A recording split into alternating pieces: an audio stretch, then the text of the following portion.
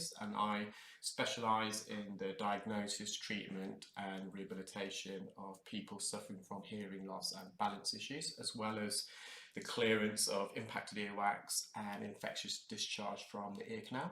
We have a client here who attended with bilateral, very hard, almost stone-like earwax, impacted very deep in his ear canal. He was not only suffering from earache and itchy ears, but also reduced hearing. He denies using cotton buds, but I've been doing this job long enough now to realise that he had actually impacted us using cotton buds. The earwaxes, again, it was very hard, very impacted, boulder-like. I initially tried a suction probe, but as soon as I put a bit of pressure onto the wax, he could feel that compressing against his eardrum. So I then went in with an ear hook, and I managed to remove the large piece of earwax initially using the ear hook. This remaining piece of wax, it's very medial, adjacent to the eardrum, and it's always far safer to try and use suction to remove that. If you use other instruments like ear hooks or Jobson horns, you're more likely to become in contact with the canal wall. And if you've been watching some of my videos and listening to my narrations, the inner 2/3 of the ear canal is very sensitive. It's basically a very, very thin sheet of skin directly over the bone, whereas the outer third, it's made up of cartilage, and you've got fatty tissue there, which can provide some buffering, some comfort. So managed to remove that. You would have seen the ear canal was very dry.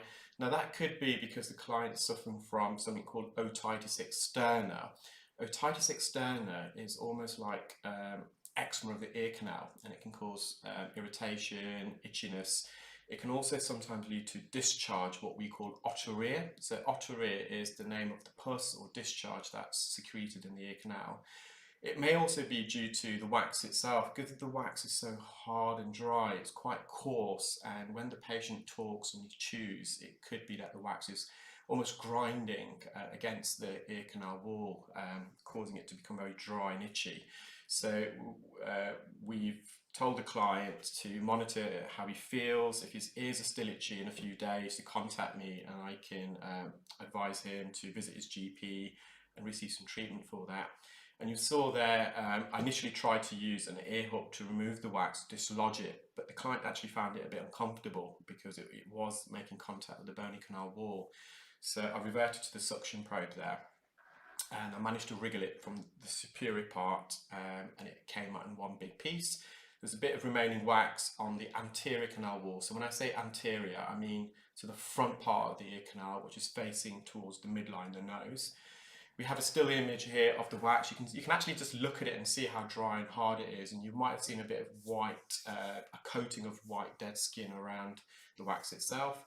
Thank you for watching. I hope you enjoyed that. For anyone who's watching my YouTube channel for the first time, please do subscribe and select the bell icon, and that will notify you as and when I upload new videos.